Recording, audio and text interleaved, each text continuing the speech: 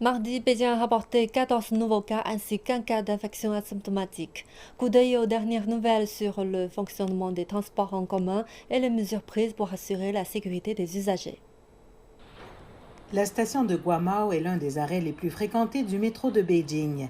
Elle se trouve dans le quartier central des affaires de la ville et gère un flux important de passagers, en particulier aux heures de pointe. Les personnes qui travaillent dans le centre de la ville ont repris le travail mardi et les responsables disent prendre des mesures pour y limiter la propagation du virus. Pour se conformer au protocole de prévention de la pandémie, les résidents doivent avoir un résultat PCR négatif de moins de 48 heures pour accéder aux transports en commun. Le laissez-passer de bus et de métro de la ville est désormais lié au code de santé local pour la COVID-19.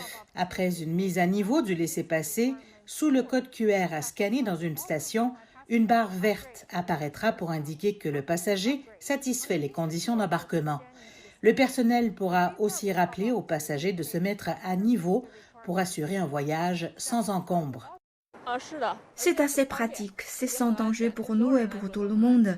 Je pense que c'est une mise à jour efficace de l'application qui nous sert bien. Ceux qui détiennent un laissez-passer physique devront montrer le code sanitaire séparément.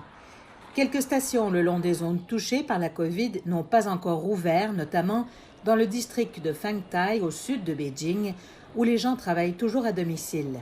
Alors que le festival des bateaux dragons a lieu dans 2 jours, les habitants disent s'attendre à voir un quartier central des affaires plus animé la semaine prochaine.